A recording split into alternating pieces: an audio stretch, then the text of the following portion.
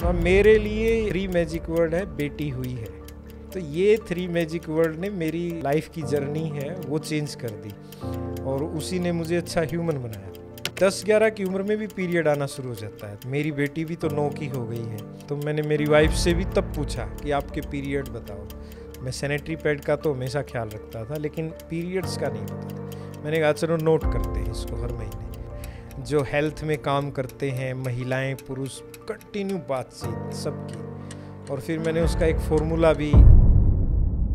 This is the first time that I'm telling this story. Hello there and welcome to Whips and Chains. An individual can be sold innumerable times. What are the whips that we flog ourselves with often? I discovered cancer, I had breast cancer. And what are the chains that bind us down? फिर मैंने YouTube पे देखा कि female foeticide होता कैसे Is something I want to explore in my show. They're orphans. It's okay. It's okay. गर्दन निकलती है, बाकी हिस्सा ऐसे ऐसे करके निकलता है। यार इतना बड़ा पाप होता अपने गांव में। It's horrific. Somebody passed me by and hit my bum. He did have a personality disorder. कई बार मैं सो ही नहीं सका। All the traffickers that I have seen, they are common people like you and me. She said, "Kanda tu dein, bata putar tu." If you talk about human trafficking, it's a billion-dollar business. There was a lot of violence, a lot of aggression. बड़े बड़े पुल बना दोगे, उनसे humanity तो नहीं बनने वाली।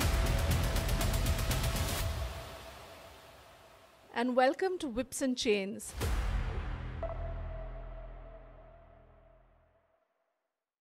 Hello there and welcome to Whips and Chains, the show where we talk about all the difficult topics that society asks us to shush.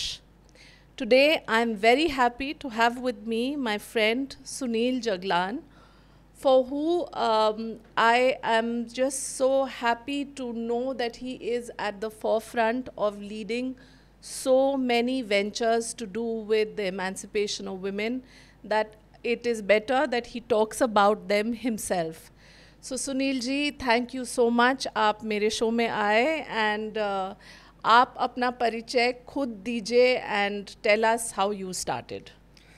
बहुत शुक्रिया आपका कि आपने इस प्लेटफॉर्म के माध्यम से मुझे एक मौका दिया, ताकि जो मेरी एक 13 साल की यात्रा है और उसको मैंने एहसास में पिरोया है।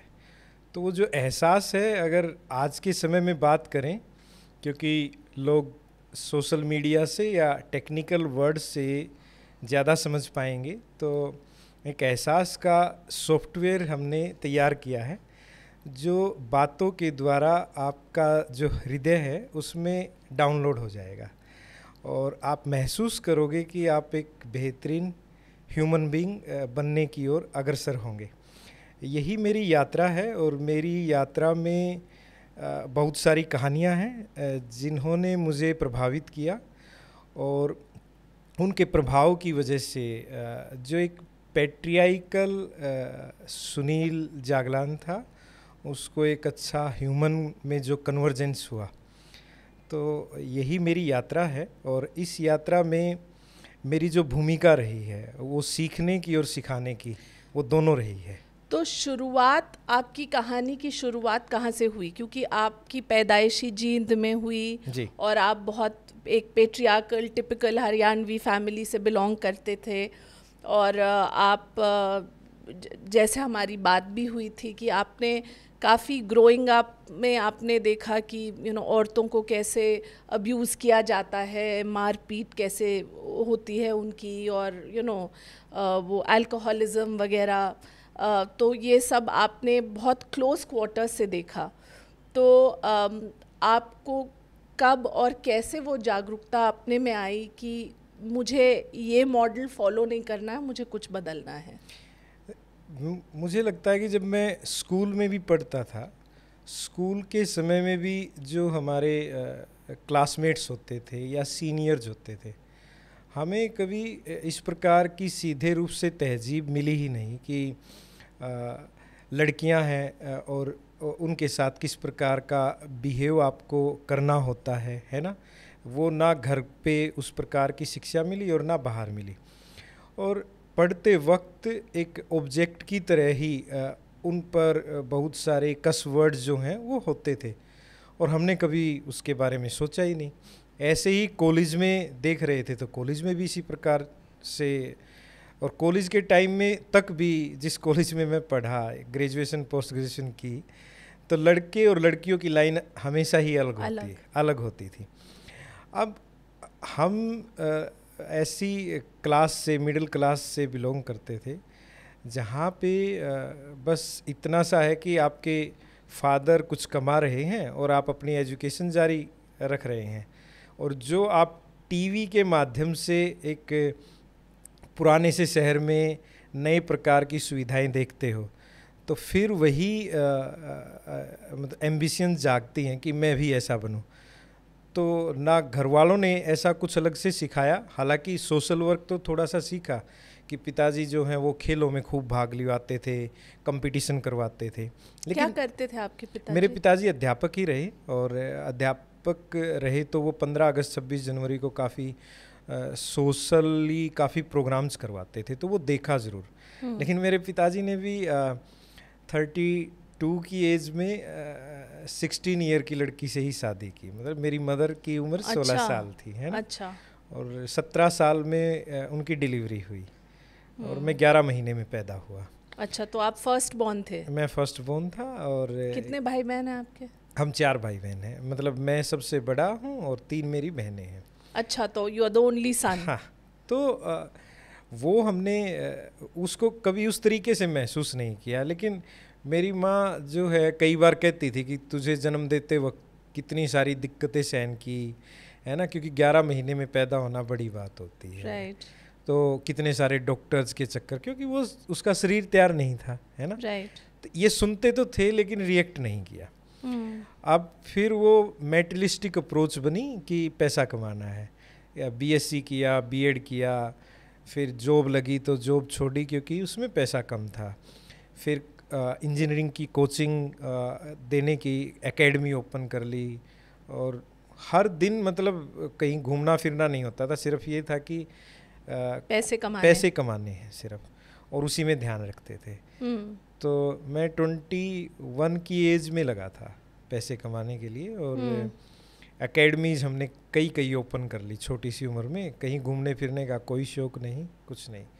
तो ऐसे ही करते करते जो है मैं मेरे गांव जाता था, लेकिन गांव में जाने का और आने का समय होता था, मैं सुबह 6 बजे बस में आता था और रात को 10:30 बजे वापस बस होती थी एक मेरे गांव जाती थी, तो उसमें ही जाता था मैं। तो वो जींद से कहाँ? गुड़गांव? जींद से बीबीपुर गांव। अच्छा। मेरा गांव जो है वो बीबीपुर है, वो जींद जिले में ही पड़ता है। अच्छा। तो वो जो मुझे कुछ भी मैं जब शायद जाता था तो घर वाले सोए हुए मिलते थे, वो सुबह के टाइम में ऐसे ही होता था। तो इस तरह से कन्वर्सेशन भी ज़्यादा नहीं हो पाती थी, और मैं हर एक चीज़ को छोड़ रहा था उसमें पैसे के चक्कर में। तो फिर गांव में एक बार मैंने फिर गाड़ी खरीद ली, और उस गाड़ी खरीदने से क्या हुआ, मैं जिस गली में था वो कच्ची थी, लगभग मेरे गांव की गलियां कच्ची थी। लेकिन उन दिनों जब बारिश हुई तो मेरी गाड़ी फंस गई, और मुझे ना बाइक कभी चलानी आई ना साइकिल, मैंने सीधी गाड़ी ही सीखी। और उस समय रहता भी मैं ऐसे था, कोट पैंट टाई और उसके अलावा कुछ नहीं, मतलब बहुत सारे कोट पैंट थे मेरे पास, मैं वही यूज़ करता था, और प्रॉपर तरीके से तैयार होके ही जाता था, गाड़ी में बैठे और गए। तो वो गाड़ी फंस गई मेरी गली में, और मैं उसमें पूरा कीचड़ में ऐसे। तो फिर मैंने मेरे फादर से पूछा ये आप गली कैसे ठीक हो, तो उन्होंने कहा सरपंच के पास जाओ। फिर बोले, सरपंच बोला पैसा नहीं है। फिर पता चला डेप्यूटी कमिश्नर जो IAS होते हैं वहाँ जाओ, उनके पास गया तो बोले MLA के पास जाओ। चक्कर काटता रहा, कोशिशें की, और लेकिन उन्होंने भी अनसुना सा किया। तो एक बार डेप्यूटी कमिश्नर ने मुझे रूम से ही बाहर निकाल दिया कि आप डेली आ जाते हो, ऐसे थोड़ा ना होता है कि आपकी एक ही समस्या। यहाँ तो 300 विलेजेस हैं करीबन। ये इंसिडेंट था। फिर मैंने सोचा ये गली बनवानी है चाहे जो हो। फिर मैंने उस समय भी महिलाओं का ही, मुझे मेरी माँ मतलब बहुत स्ट्रॉन्ग कभी भी लगती है, मतलब आज टीचर्स डे है तो फर्स्ट टीचर होती हैं जो आपके आप जब एक भ्रूण के रूप में होते हो, है ना, तो वहाँ पे भी सिखाती है। तो मैंने उनको आगे किया, और बहुत सारी उनकी दोस्त थी जिनके साथ वो गीत वीत गाते थे, चलते थे। मैंने उनको पूरी कहानी सिखाई कि तुम डीसी के पास जाओ और तुम सीधे बात करो। तो कि ऐसे गली ही वो बनवानी डीसी से लड़ी और लड़के जो मेरा प्लान था वो कामयाब हो गया। तो गांव के लोगों को लगा यार बगैर सरपंच बने इसने ये करीबन काम कर लिया। हाँ। 20 से 25 लाख रुपए की गली का पैसा ले आया ये लड़का। तो गांव वालों के मन में आशाएं जगी और उन्होंने फिर मेरा नाम लिया। तो मैंने मना कर दिया क्योंकि मैं उस समय एज ए डायरेक्टर काम कर रहा था, अच्छा खासा पैसा कमा रहा था, महीने में 2-2.5 लाख रुपए। फिर मैं उनकी बातों में आ गया और आने के बाद मैंने सरपंच का इलेक्शन फाइट किया और मैं एकदम से जीत भी गया। मैं गांव में पॉपुलर इसलिए था, मैं उस समय एक कम्युनिटी उभरी थी इंटरनेट पर, जब याहू का यूज़ करते थे। तो उस समय ORCVT करके काउच सर्फिंग करके थी, उसकी एक छोटी ऑर्गेनाइजेशन ORCVT थी। उसमें फॉरेनर जाते थे और वो आपके घरों पर रहते थे, आप उनको काम दिलाते थे। तो मेरे पास एकेडमी स्कूल्स के कनेक्शन थे। तो हर महीने 5-6 देशों से मेरे पास आए रहते थे। तो लोगों को लगता था फॉरेनर से घिरा रहता है भाई लड़का। तो बहुत क्रेज था लोगों में मेरे प्रति ना, शहर में और गांव में भी। अच्छा, मैं ठहरा बचपन में फिल्म देखने वाला और मेरी पसंदीदा जो फिल्म थी वो R.K. नारायण की गाइड, जो उपन्यास पर आधारित गाइड जो फिल्म थी, वो मेरी पसंदीदा फिल्म थी। तो मुझे देवानंद का वो रोल बड़ा वो लगता था कि कैसे वो गाइड बनकर घुमाता था। तो मैं बहुत बार देखी है मैंने, महात्मा गांधी की और गाइड, 2 ही फिल्में जो सबसे ज़्यादा देखी हैं बार बार। तो गाइड फिल्म का वो जो था ओरा सा मेरे चारों तरफ था, तो मैं भी ऐसे ही घुमाता था, घुमाते थे। तो ऐसे करते ही सरपंच बने। तो फिर गांव के विकास के बारे में सोचा, ग्रांट वगैरह लाने के लिए सोचा, खुद BSc कंप्यूटर साइंस किया था। तो मुझे पता चला कि गांव की वेबसाइट ही नहीं होती। तो मैंने गांव की वेबसाइट डेवलप की और उस पर पूरे गांव का सिनेरियो डाला, क्या क्या है गांव में, क्या क्या नहीं है, क्या रेजोल्यूशन पास करें, आगे की क्या प्लानिंग है, फोटोग्राफ्स, वीडियो, ये वो। तो मुझे पता चला कि ये हिस्ट्री में पहली बार हो रहा है कि 2010 में किसी भी गांव की पंचायत की वेबसाइट नहीं थी। तो फिर मीडिया खबरें ढूंढता ही है, उन्होंने हमें कह दिया कि ये देश की पहली ऐसी हाईटेक ग्राम पंचायत है। मैंने सारी ईमेल IDs वगैरह निकाली और मैं भारत सरकार को भी लिखता रहता था। वो भी देखते भी sarpanch@bbpur.com से लगातार ईमेल आती, ये कौन सरपंच आ गया। तो मैं जो करता भेजता। फिर ऐसे करते करते मेरी शादी हुई। जिनसे मेरी शादी हुई मैंने उनको जब माला डालते हैं मैंने तभी देखा था उनको पहली बार, मतलब अपनी शादी में ही देखा। हाँ।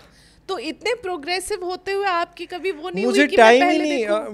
मैं जब सरपंच बना तो डेली पंचायत में जाना, किसी के झगड़े हैं, किसी का ज़मीन का है, किसी का कुछ है, हर दिन क्योंकि मैं डिसीजन बोल्ड कभी से लेता था, वो सबको पता था। और मैं जुर्माना भी भारी भरकम खूब लगाते थे और एक रेपो क्रिएट हो गई उसकी वजह से।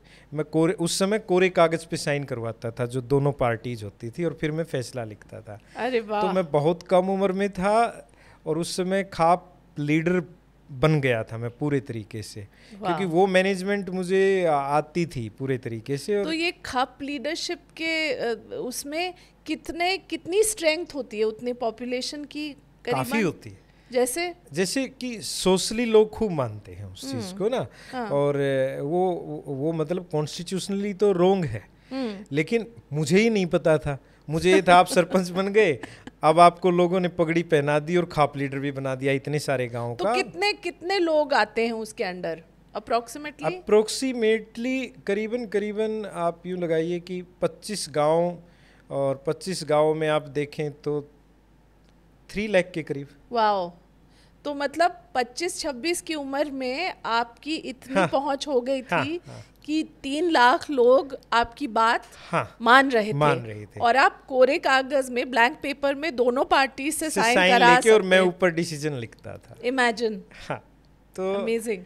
ये क्योंकि मैनेजमेंट मैंने सीखी क्योंकि जो पैसा कमाने का जो सिर पे भूत था उसमें यही सीखा कि जो चीज़ें दूसरों को नहीं आती उसके आप फॉर्मूले खोजिए। और मैं मैथमेटिक्स का स्टूडेंट, तो एक चीज़ मुझे बिल्कुल बचपन से क्लियर है कि अगर सूत्र सही लगेगा तो उत्तर बिल्कुल सही आता है, तो वो मुझे बिल्कुल दिमाग में फिट है बिल्कुल पूरे तरीके से, इसलिए मैं रॉन्ग कोई भी तरीका नहीं कर पाता। हाँ। और उसमें जो मैं कर रहा था लोग प्रशंसा करते थे कि यार ये चीज़ें तो कोर्ट और कहीं पर भी नहीं सुलझती और ये ऐसे करवा रहा है, तो इतनी यंग एज में वो सारी चीज़ें हो रही थी और बोल्डली डिसीजन लेते थे हम उसके अंदर। एक और बात आपने मुझे बताई थी, हाँ। कि जो जैसे आपने जिस तरीके से औरतों को सिखाया आदमियों का रिवोल्ट करना, जो कि आपने बुढ़ी औरतों को वो मेरे बदलने हाँ, के बाद हुआ। हाँ, तो क्योंकि लेकिन अभी तक तो ये खाप तक तो हाँ, मैं पेट्रियाइकल हूँ पूरे हाँ, तरीके से ना, हाँ, हाँ, हाँ, कि मेरे घर में मेरी बहनें ही वो पढ़ भी रही हैं लेकिन मेरे कपड़े वही धो रही है ना मेरे अच्छा। घर में। अभी तक तो वो सुनील पेट्रियाइकल है। और हाँ, फिर शादी होती है, हाँ, और वो शादी हुई और शादी के बाद भी मुझे यूँ लगता था कि ये इनकी ड्यूटीज़ हैं कि वो खाना भी बना रहे हैं और ये है। और मेरे घर में मतलब मेरी जो जीवन साथी है उस समय घूंघट भी करती थी क्योंकि मेरी मम्मी भी करती थी, मैंने सोचा ही नहीं। फिर 24 जनवरी 2012 को मेरे घर मेरी बेटी नंदनी का जन्म हुआ, और उस समय जो हुआ वही एक ऐसे पल हैं कि हम डिलीवरी के लिए एक हॉस्पिटल में लेके गए, रात को ठीक 12:01 पर उसका जन्म हुआ। मैं खुश था, लेकिन नर्स ने बड़े धीमे शब्दों में कहा बेटी हुई है। और मुझे उस समय यूँ नहीं पता था ये धीमे क्यों है, इसके चेहरे पे मुस्कान क्यों नहीं है। फिर मैं ऐसे करके मैंने सुबह जब जाने लगे तो ऐसे करके मैंने 2000 रुपये दिए कि ये लो, हाँ, मिठाइयाँ बांटो और कहना बीबीपुर के सरपंच के यहाँ हाँ, चोरी हुई है। हाँ, तो फिर वो बोली कि नहीं डॉक्टर गुस्सा हो जाएगी। तो मेरी बहन काफ़ी प्रोग्रेसिव रही, जो छोटी है मेरे से, उसने थाली वाली खुद अपने लेवल पे बजाई, मैंने नहीं कहा उसको। तो गांव में लगा सरपंच के घर भाई घर का चिराग पैदा हो गया है ना। अच्छा। तो उनको भी इसी प्रकार का लगा और सभी ने बधाइयाँ भी उसी तरीके से दी। मैं लड़की बता रहा तो मैं थोड़ा सा जोली टाइप रहता हूँ, सोचे मजाक कर रहा है। हाँ, लेकिन जब छठी गाई गई बाकी मेरे माइंड में क्लियर था कि सेलिब्रेशन फुल होगा। हाँ, तो वो सेलिब्रेशन मेरे फादर ने भी किया था, लेकिन सेलिब्रेशन सिर्फ मेरा हुआ था, मेरी बहनों का नहीं हुआ था। अच्छा। मेरा जो सेलिब्रेशन मेरे फादर ने किया था उसकी लोग कहानियाँ सुनाते हैं कि भाई 1982 में जब सुनील का जन्म हुआ था क्या सेलिब्रेशन हुआ था, वो सुनते हुए मैं बड़ा हुआ। लेकिन मैंने वो उससे बड़ा सेलिब्रेशन मेरी बेटी होने पर किया। तो मैंने भी कभी प्रश्न नहीं पूछा कि मेरी बहन होने पर क्यों नहीं हुआ, तो ये प्रश्न दिमाग में कभी आए भी नहीं। तो वो सेलिब्रेशन हुआ, उसके बाद लोगों के जो रिएक्शन थे वो काफ़ी नेगेटिव थे या सांत्वना दे रहे थे कि अगला बेटा हो जाए। हाँ, ये सारी चीज़ों ने सोचने पे मजबूर किया। कई बार मैं सो ही नहीं सका और फिर मैंने गांव का हेल्थ सेंटर विज़िट किया। वहाँ देखा कि गांव का सेक्स रेशियो बहुत कम है, हद से ज़्यादा कम है, पूरे हरियाणा में सबसे कम था मेरे गांव का। और मैंने फिर उस पर सोचा, काम किया। फिर मैंने गांव की चौपाल में गांव की औरतों को इनवाइट किया तो वो भी नहीं आ रही थी। फिर एट लास्ट हम सब ने, मैंने, मेरी बहन ने, मेरी जीवन साथी ने प्रयास किए और फिर हम चौपाल भी पेट्रियाइकल होता है, उससे घूंघट करती हैं औरतें। और फिर वो औरतें आई भी और औरतों मतलब बहुत इमोशनल हो गया था वहाँ पे सारी चीज़ें कि भाई मैं यूँ कह रहा था मुझे ऐसा विक्टिम सा क्यों बनाया जा रहा है। मैं गांव में घूम रहा हूँ तो कोई यूँ कर रहे हैं बुजुर्ग लोग कि यार कोई बात ना बेटा, धैर्य रख, अगला बेटा होगा, आशीर्वाद फला। हाँ, तो उन्होंने बताया, फिर मैंने पूछा तो फिर मुझे भी पता बाद में कि भाई भ्रूण हत्या हो जाती है, क्योंकि वो कहते हैं ना कि ये चीज़ें किताबों, वो कहते हैं वो किताबों में पढ़ाई नहीं, हाँ, जो सिखाया सबक जमाने ने। तो वो वही बात है। तो उन्होंने ये चीज़ें पता चली कि फीमेल फिटिसाइड होता है। फिर मैंने यूट्यूब पे देखा कि फीमेल फिटिसाइड होता कैसे है, फिर पता चला। फिर मैं बहुत भावुक हुआ। फिर मैंने गांव की औरतों को प्रोजेक्टर पे, कॉलेज से प्रोजेक्टर उठा के लेके आया मेरे से, उस पे दिखाया मंदिर के अंदर कि भाई ये तो ऐसे होता है, इसमें पहले गर्दन निकलती है, बाकी हिस्सा ऐसे ऐसे करके निकलता है। यार इतना बड़ा पाप होता अपने गांव में, फिर तुम क्यों ये इतने सारे मंदिर हैं डेली यहाँ घंटियाँ बजवाते हो, सुबह 5 बजे हमें भी उठाते हो कि भाई घंटी बज रही है मंदिरों की और आप भी उठो और सुबह आके माँ ये पाप कौन मतलब माफ़ कर सकता है, ये तो कोई नहीं, ये तो मतलब मर्डर है जो आप लोग कर रहे हो। राइट। तो बहुत सी औरतों की आंखों में आंसू देखे मैंने उस दिन, और मैं चुप हो गया। फिर मैंने सोचा जो हुआ है उसको तो नहीं बदल सकते, लेकिन आगे नहीं जो होगा। है इस Right. गांव में नहीं होने देंगे।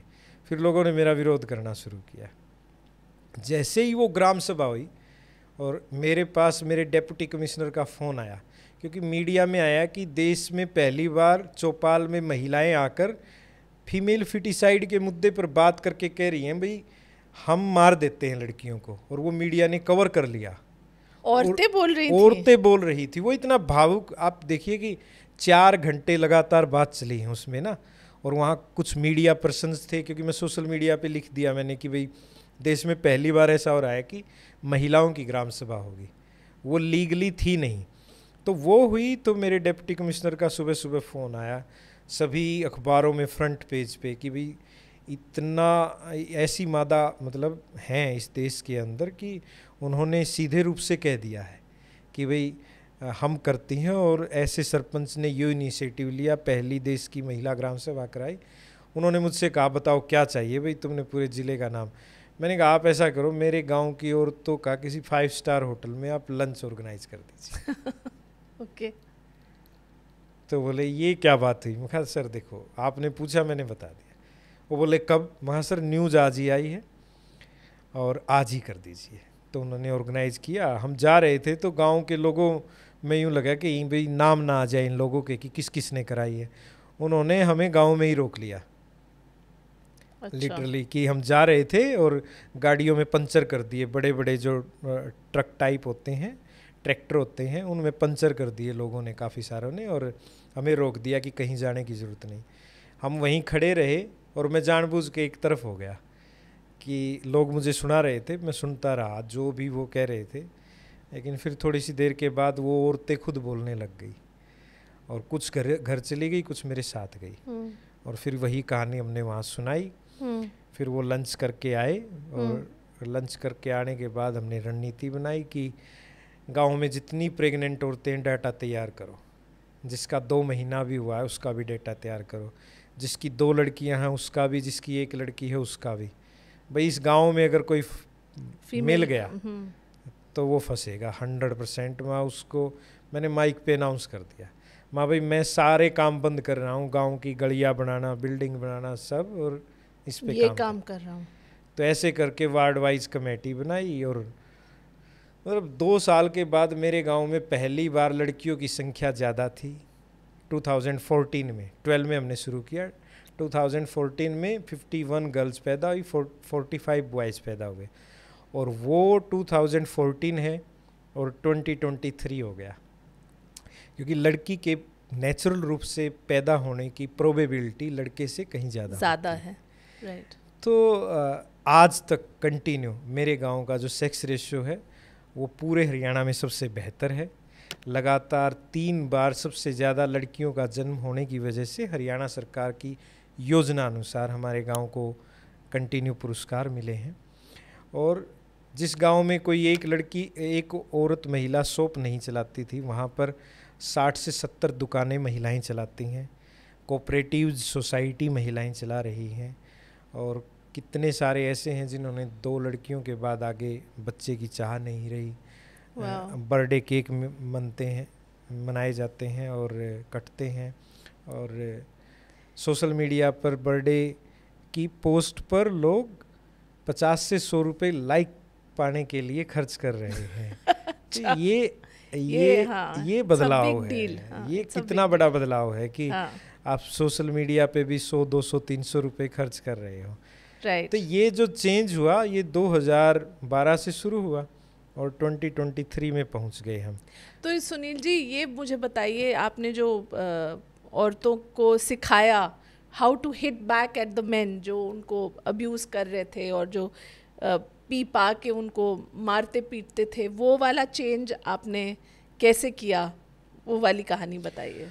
महिलाएं डेली कोई ना कोई, क्योंकि वो कन्या भ्रूण हत्या रोकने के लिए, फीमेल फिटिसाइड रोकने के लिए जो हमने स्टेप किए तो औरतों का विश्वास हो गया। औरतें बहुत फ़ोन भी करती थी और सुबह सुबह मेरे घर आ जाती थी। तो किसी के साथ कुछ होता था वो सीधे बताती थी। तो आप समझिए कि वो जब बताती थी तो मैं उनका सॉल्यूशन निकालने की पुलिस को कह दिया, चलो भाई उनको तो पुलिस ही डील करेगी उस तरीके से।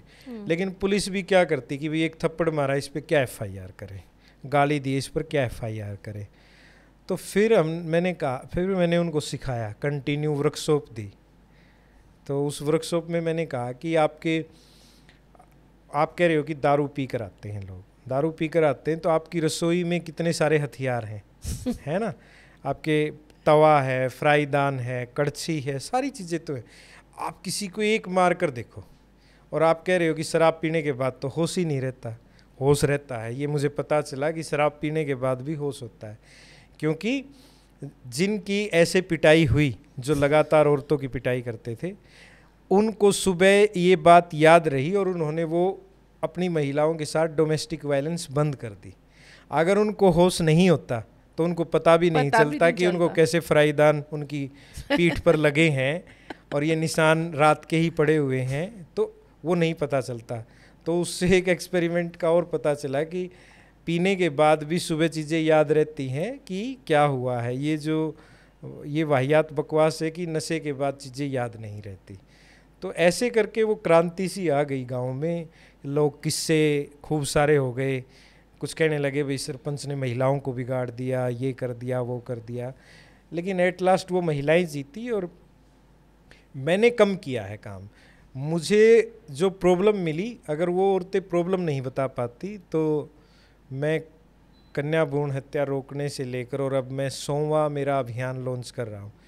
इस जर्नी में मैंने 100 अभियान जो हैं वो लॉन्च किए, जिसमें बेटी बचाओ अभियान भी रहा, सेल्फी विद डॉटर भी रहा, डॉटर्स नेम प्लेट भी रहा, गाली बंद घर भी रहा, पीरियड चार्ट रहा, वीमेन हैप्पीनेस चार्ट रहा, विमेनिया जीडीपी रहा। तो ऐसे करके लाडो गो ऑनलाइन, लाडो राइट्स, अवेयर लाडो, ब्रेव लाडो, अवेयर लाडो, हेल्दी लाडो, ये जितने अभियान लॉन्च किए, अगर समस्याएं ना होती और वो विश्वास करके उस सॉल्यूशन की चाह में मुझसे बात ना हो पाती, तो शायद मैं कभी ये चीज़ें कर भी नहीं पाता। तो ये पूरा जो क्रेडिट है वो मेरे गांव की औरतों के साथ मेरे घर की जो महिलाएं हैं या मेरी बेटियां हैं, ये उनको सबसे ज़्यादा जाता है। आप थोड़ा अपनी बेटी के बारे में बताइए, क्योंकि आपने जैसे बताया कि ये जो पीरियड्स पे और मेंस्ट्रुएशन के अवेयरनेस के कैंपेन्स आप करते हैं और जगह जगह जाके सिखाते हैं। यूपी में कितना आपने किया है, हरियाणा में, महाराष्ट्र में किया है, and right up to Kashmir I believe you have done this work about how to have safe menstruation.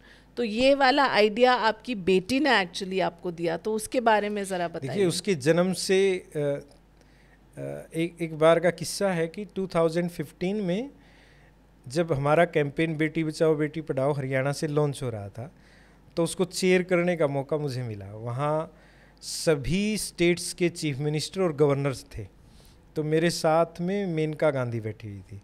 तो हर स्टेट अपनी कहानी बता रहा था और प्रेजेंटेशन प्रस्तुत कर रहा था। तो मुझे मेनका गांधी ने कहा कि सुनील, बोर हो गए हैं, दूसरा दिन आ गया, ये वर्कशॉप बिल्कुल बोरिंग हो गई है, आपसे एक्सपेक्टेशन है कि आप कुछ अलग सुनाओगे।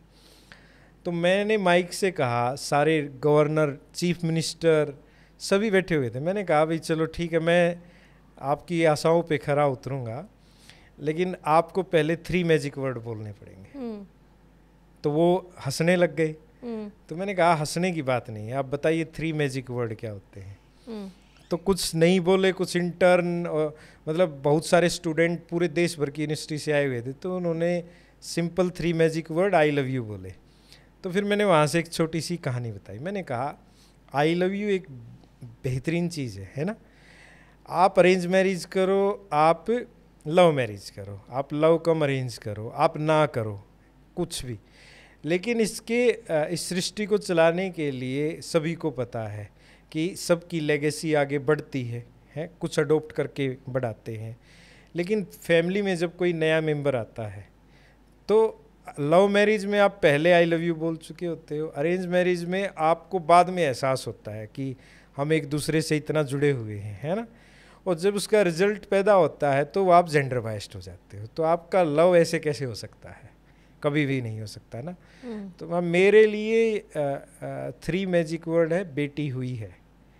तो ये 3 मैजिक वर्ड ने मेरी जो लाइफ की जर्नी है वो चेंज कर दी, और उसी ने मुझे अच्छा ह्यूमन बनाया। अब उसके बाद जितनी समस्याएं मैं देखता रहा कि बेटी है, उसके बाद मुझे रिपोर्ट्स पढ़ी तो मुझे पता चला कि मैं लिंक्डइन पे जब आया देखने लगा तो उस पर अच्छी रिपोर्ट्स आती हैं और सोशल मीडिया प्लेटफॉर्म की बजाय कि भाई 10-11 की उम्र में भी पीरियड आना शुरू हो जाता है। तो मैं बड़ा वो हो गया कि यार मेरी बेटी भी तो 9 की हो गई है।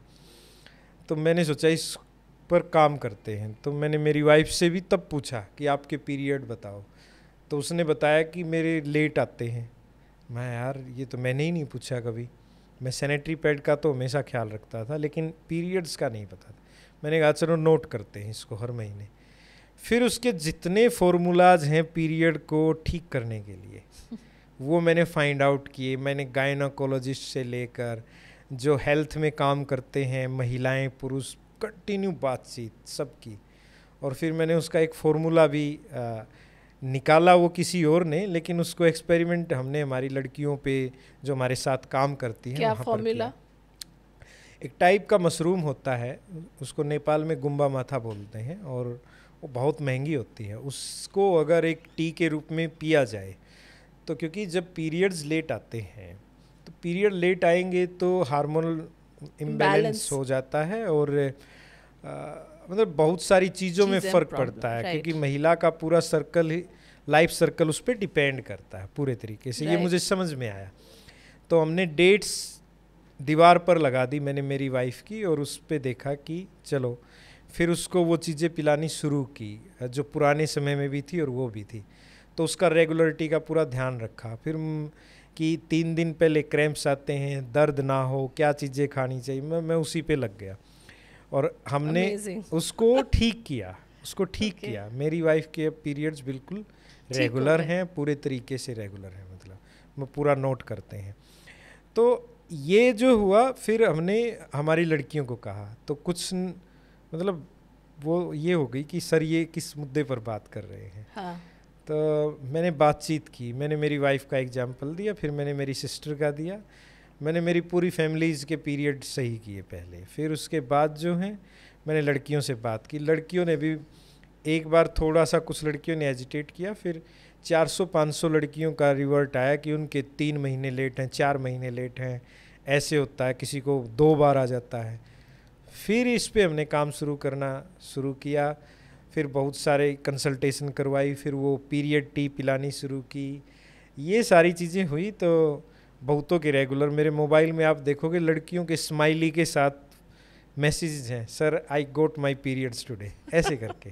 वाओ। तो ये जो फेथ बनती है, तो लाइफ में आपके क्या रोल होते हैं कि अभी रक्षाबंधन गया है, कि बहन को ये ज़रूरत, थोड़ा आप बाउंसर थोड़ा बनोगे कि किसी के उस पर धागा बांध दिया, वो आपके साथ साथ कहाँ घूमेगा। कितने ऐसे भाई हैं जो अपनी बहनों को डोमेस्टिक वायलेंस या जब वो सफ़र करती हैं तो उनके साथ होने वाली छेड़खानियों से बचाते हैं, है ना। तो भाई का क्या कर्तव्य है? भाई का कर्तव्य है कि अगर वो सही है तो उसकी प्रॉपर्टी राइट के लिए लड़ेगा, उसके हेल्थ के लिए काम करेगा, उसको बराबर की एजुकेशन दिलवाएगा, उसका खाने पीने का बराबर रूप से ख्याल रखेगा। तब तो सही रक्षाबंधन है, बाकी फेक है टोटली पूरे तरीके से ना। तो मैं मानता हूँ इन चीज़ों को। तो ये सेंसिटाइजेशन हालांकि मेरे में भी बाद में आया, शुरू से बिल्कुल भी नहीं था, लेकिन हम इस पे पूरे तरीके से काम करते थे। आप वीडियोस देखोगे तो बहनों ने अपने भाइयों से कहा इन चीज़ों के बारे में, तो अब वो कन्वर्सेशन हो गया। अब हमारे पास ऐसे पेरेंट्स हैं जो अपनी बेटियों की डेट खुद लिख देते हैं चार्ट पर। बहुत बड़ी बात है ये सुनील जी, बहुत बड़ी बात है। और गांव में ये लिखना, गांव में ये करना, और आदमियों का करना और पेरेंट्स का करना, हाँ, अपनी बेटियों का पीरियड डेट याद रखना बहुत बड़ी बात है। हाँ। तो ये जो चीज़ें हमने, मतलब बेटियों ने, महिलाओं ने समस्याएं बताई, मतलब मैं किसी भी टॉपिक पे, किसी भी प्लेटफॉर्म पे बोल सकता हूँ। मैंने देखा वेजिनल इन्फेक्शन इतनी बड़ी चीज़ हो गई, उस पर कौन बात करे, और कितना टिपिकल होता है। और हमारे जो डॉक्टर होते हैं कैसी टैबलेट्स देते हैं रखने के लिए वेजिना के अंदर, कौन सहन करेगा इतना दर्द। और बाद में पता चला कि ये क्यों हो रहा है। वो इसलिए हो रहा था कि जब मार्केटिंग शुरू हुई, और जब मार्केटिंग शुरू हुई तो उसमें कॉन्डोम जब लेकर आए गए तो सिंपल कॉन्डोम की बजाय फ्लेवर्ड कॉन्डोम हुए। अब यहाँ एजुकेट कौन करे कि फ्लेवर्ड कॉन्डोम का अगर आप प्रयोग करोगे तो कितने केमिकल हैं और उससे वेजिनल इन्फेक्शन हो गए। तो इस पर गांव में कौन बात कर सकता है, शहर में भी नहीं कर सकता मेरे ख्याल से। ये बातें हम गांव में करते हैं।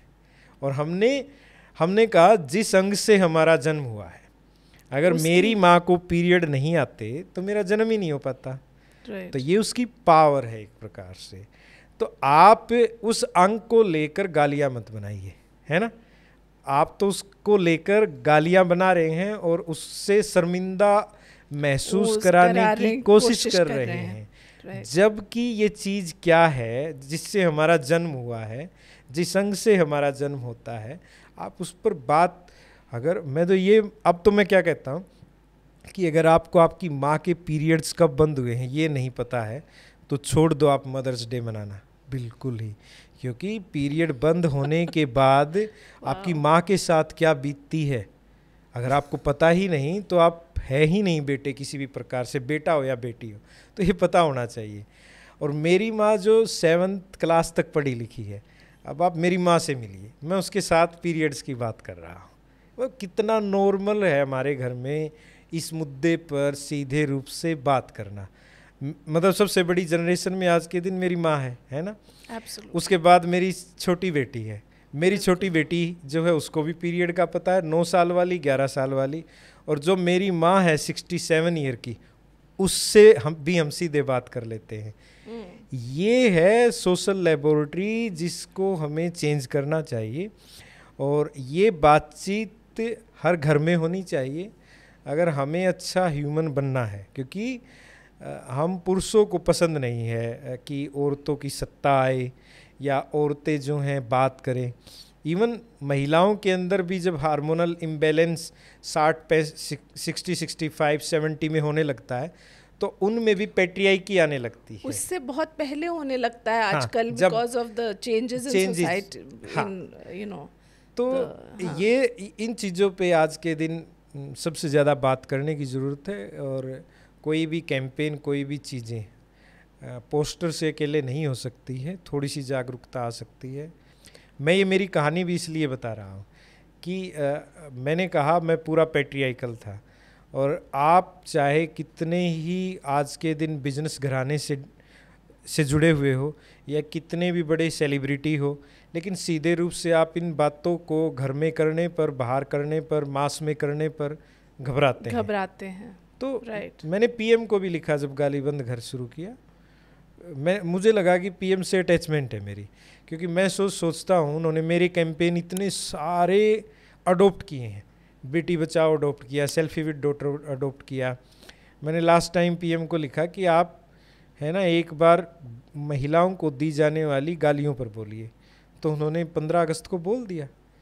ये बहुत बड़ी बात है, महिलाओं पे दिए जाने वाले गाली बहुत, because everything is associated with a women's private parts and her sexuality. किसी को हंसी नहीं आती है जब तक महिलाओं का मजाक ना बनाया जाए। और सीधे रूप से सारे जितना उनका सेक्सुअल कंटेंट है ओटीटी प्लेटफॉर्म से लेकर और रियल वर्ल्ड में जब वो बात करते हैं, उनके चेहरे पे मुस्कान लाने के लिए, मतलब मार्केटिंग के लिए भी औरत ज़रूरी है। लेकिन जब वो सेफ बनेगी तो वहाँ मेल होगा, जहाँ इकोनॉमी जुड़ी होगी वहाँ पर हम मेल मिलेंगे आपको।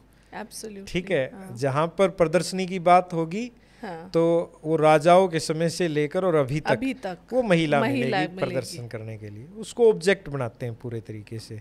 और पता नहीं क्यों बन रही हैं वो भी, क्या मजबूरी है और सीधे रूप से क्यों नहीं बात कर पा रही हैं। तो ये आज के दिन बहुत बड़ी ज़रूरत है कि इन विषयों पे सीधे तरीके से हमें बात करनी चाहिए। और ये बड़ी नॉर्मल सी चीज़ें हैं।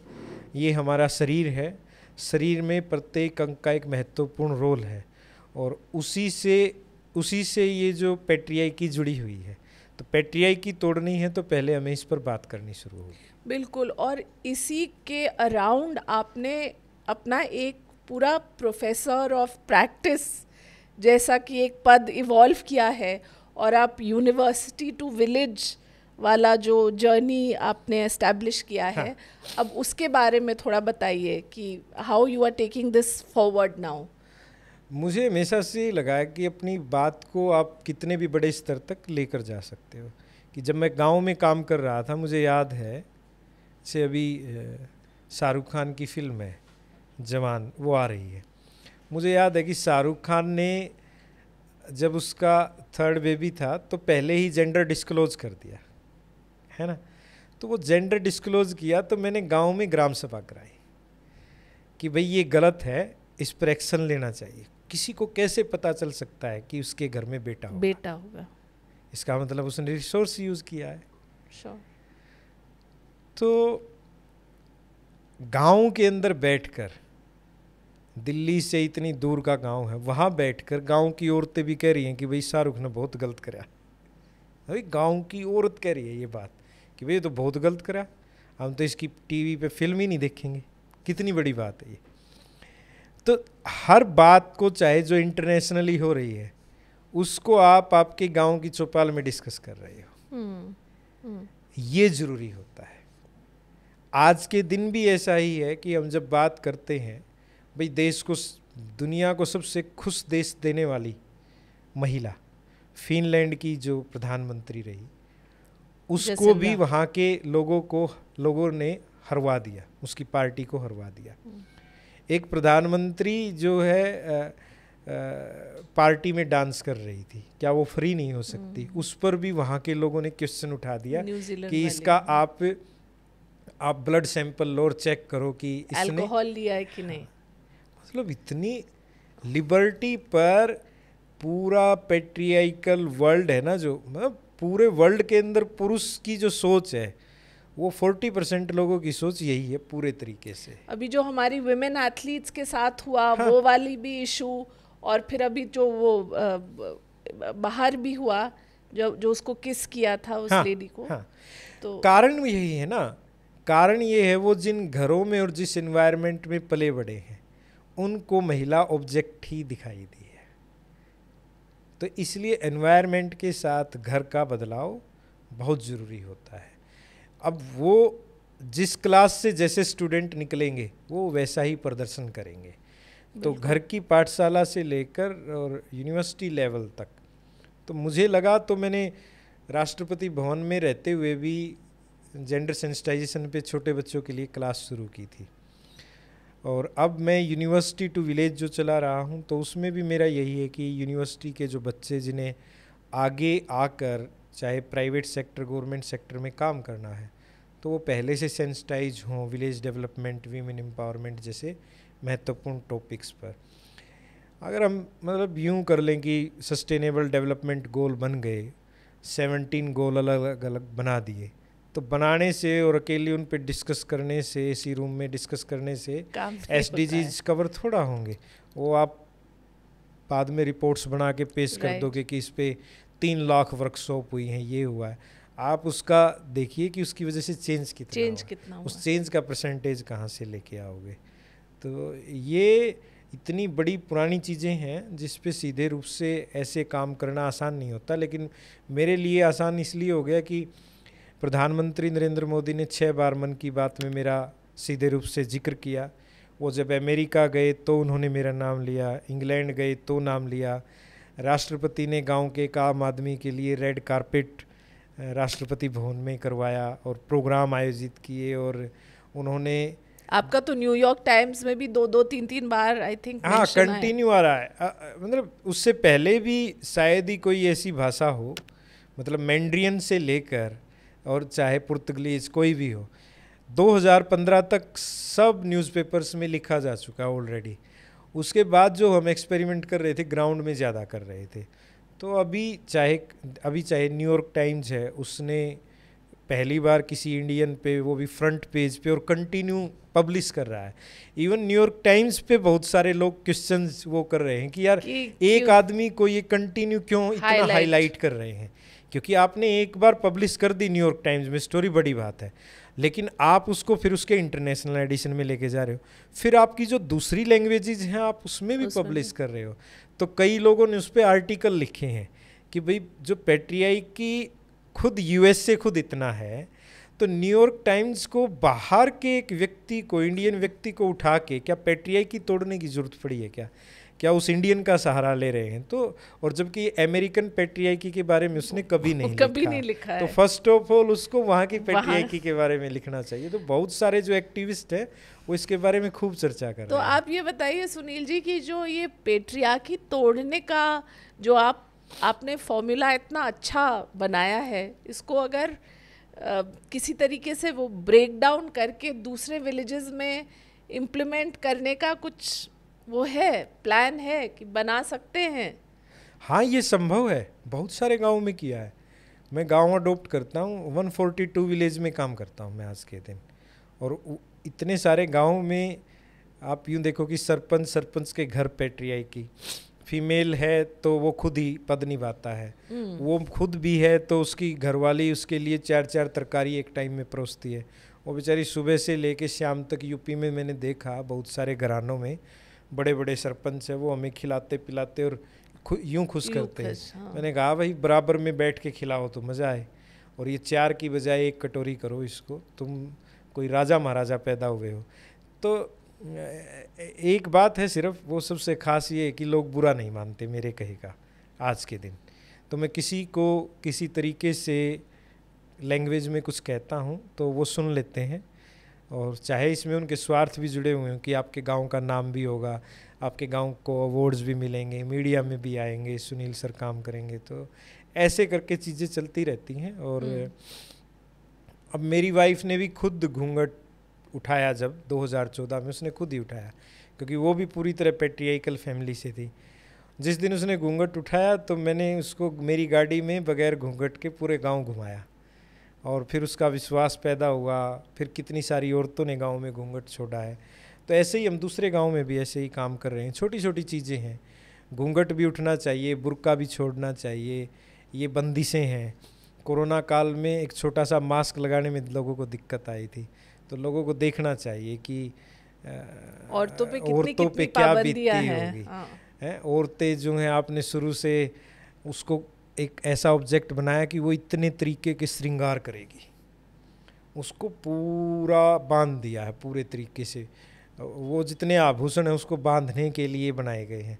मैंने मेरी बेटियों को कहा, जैसे मेरी बेटियां थी, मेरी परिवार में कुछ और, तेरे भाई लड़की के कान भी नहीं बिंदवाए अभी तक, ये है वो है। मैंने कहा जब ये खुद अच्छे से सोचने लगेंगी ना, तब क्या पता इनका मन ही ना करे, बेमतलब में अपने कानों पर बोझ क्यों देंगी। अगर इनको पसंद होगा तो दे लेंगी।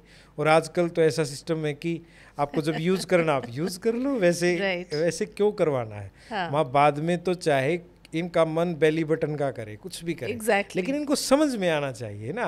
हाँ। आप धक्के से ये चीजें इनके साथ शुरू से ही करने लगते हो, चॉइस होनी चाहिए उनकी। पहले इनको समझने दो, फिर उसके बाद बोली बाद में दर्द होगा। मखा ये जो दर्द है ना, वो और वो जो दर्द है आप समझ नहीं पाओगे। हाँ। तो वही मैं कहता हूँ कि पहले आप सबसे पहले आपका जो घर है ना, वहाँ पर आपका व्यवहार आपकी महिलाओं के साथ क्या है, वो आपकी घर की तरक्की को प्रदर्शित करता है। और आपके देश में, प्रदेश में कितनी महिलाएं खुश हैं, सुखी हैं, वो आपकी देश की तरक्की को प्रदर्शित करता है। और सही यही सूचकांक एक प्रकार से विश्व के लिए है। तो वैसे G20 कर लो, कभी 20 देश इकट्ठे कर लो, कभी UN 170 देश इकट्ठे करता है कि SDGs पर मीटिंग करो, साइन करो। अमेरिका जैसा देश है, अमेरिका जैसे देश आज तक एक महिला राष्ट्रपति नहीं दे पाया। हाँ। बात करते हैं बड़ी बड़ी। तो ऐसे करने से, दुनिया को रूल आउट करने से क्या मिल जाएगा। इनके घरों में खुद मतलब अपने देशों के अंदर इन मुद्दों पर बात नहीं करना चाहते हैं। हर दिन ये जो जोए बिडेन है, उसने एक रिपोर्टर को बोला what a stupid son of a bitch, ऐसे करके बोलता है। तो ये प्रेसिडेंट की लैंग्वेज है, क्योंकि वो भी पैट्रियार्कल है कहीं ना कहीं। तो ये सोच ऐसे थोड़ा है कि देश के एक गांव में है, भारत के एक गांव में है। ये तो व्हाइट हाउस में जो बंदा बैठा है उसका भी है। कितने ही देख लो और सभी के आप कारनामे देख लो, और हमेशा ऑब्जेक्ट उनके लिए औरत रही है। तो एलिज़ाबेथ को देखो, लेकिन एलिज़ाबेथ ने भी जो किया महारानी बन के, लेकिन वो भी बाद में उसको जो मौका मिला, उसको एक मौका था कि वो दुनिया में प्रदर्शित करती और महिलाओं को आगे बढ़ाती, इतने सारे देशों में रूल किया। लेकिन उसके ही घर में उसके लड़के की वाइफ जो है उस पैट्रियार्की का शिकार हुई। तो ये पूरी दुनिया का सिनेरियो है, ये किसी एक गांव की कहानी, किसी एक घर कस्बे की कहानी नहीं है। पूरी दुनिया को सेंसिटाइजेशन करने के लिए बहुत ज़्यादा ज़रूरत है, क्योंकि दो ही चीज़ें हैं, नेचर और वीमेन, जिन पे फोकस करने की ज़रूरत है। और अगर आप नेचर ऑफ वीमेन समझ लोगे तो ये दोनों चीज़ें, क्योंकि वो जो सॉफ्ट हार्टेड है शायद वो उन चीज़ों का भी इलाज कर दे। लेकिन आप इतने सारे शोषण करोगे कि आप इस देश के अंदर 3 साल में 11 लाख लड़कियां, औरतें, महिलाएं गायब हो चुकी हैं, और देश के किसी भी सर्वोच्च पद का व्यक्ति, ministry of women and child, national commission for women काहे के बना रखे हैं, वो उन पे कभी बात ही नहीं करते हैं। सर्वे में रिपोर्ट आई, लास्ट पेज पे पब्लिश हो गई। अरे कितनी महत्वपूर्ण, फ्रंट पेज पे छापो ना कि भाई 11 लाख 3 साल में गायब हुई। गई कहाँ पर वो? किस लिए प्रयोग होता है, किस लिए प्रयोग होता है, कैसे बेचा जाता है, सब पता है। क्या इस देश में सिंडिकेट सरकार से भी ज़्यादा मजबूत है? क्या नहीं पता है? कितने सारे सेंटर चलते हैं हर शहर पर, हर शहर के अंदर सेक्सुअल रैकेट हैं, वो हैं, छोटी छोटी लड़कियों के साथ कितना गलत घटित होता है। तो ये मुद्दे हैं जिन पे काम कर लेना ज़रूरी है। आप बड़े बड़े पुल बना दोगे, ब्रिज बना दोगे, बड़े बड़े शो बिल्डिंग्स कर दोगे, तो उनसे ह्यूमैनिटी तो नहीं बनने वाली। तो इसके लिए अलग से काम करने की लगातार कम से कम 50-60 साल ज़रूरत है, तब जाके कुछ हो सकता है। अदरवाइज़ तो women's day, national girl child day दिन वाले दिन शो बनेंगे, इन मुद्दों पे बात होगी, आप अवार्ड भी कर लोगे, नाम भी ले लोगे, अच्छे भी कहला लोगे, लेकिन असर नहीं हो पाएगा। सुनील जी, आपने बहुत सारे मुद्दों पे बात की है आज, और मतलब at the personal level, at the social level, at how the thinking of society must change, and the movement to not only break patriarchy but develop a positive sense of the power of womanhood. तो वो वाला एहसास, मतलब जो privately अंदर हम सब रखते हैं, आज आपके मुंह से सुन के और आपकी भावनाओं को सुन के और आपका कमिटमेंट देख के मुझे बहुत बहुत अच्छा लगा। And thank you so much for coming, and thank you so much for telling us your journey and sharing this whole process with me. It makes me feel very encouraged and very happy today. Thank you so much. बहुत शुक्रिया, क्योंकि ज़िंदगी में आपने अभी word बोला process, ये जो प्रोसेस है यही सबसे स्ट्रॉन्ग वर्ड है। Absolutely. आपकी अपब्रिंगिंग की प्रोसेस क्या है, वही आपके अंदर एहसास लेके आ सकती है, वही आपको एक अच्छा ह्यूमन बना सकती है। तो आपका रोल चाहे कोई भी हो, लेकिन उसमें एहसास होना बहुत ज़्यादा ज़रूरी है। तो मुझे भी आशा है कि आपके शो के द्वारा ये एहसास का सॉफ्टवेयर जरूर डाउनलोड होगा हमारे बिल्कुल, आपने ये बहुत अच्छा फ्रेज एहसास का सॉफ्टवेयर बनाया है, इसको मैं I am going to borrow it and use it, and I am so glad that you have given us this whole process to think about today. बहुत शुक्रिया, thank you so much. Thank you.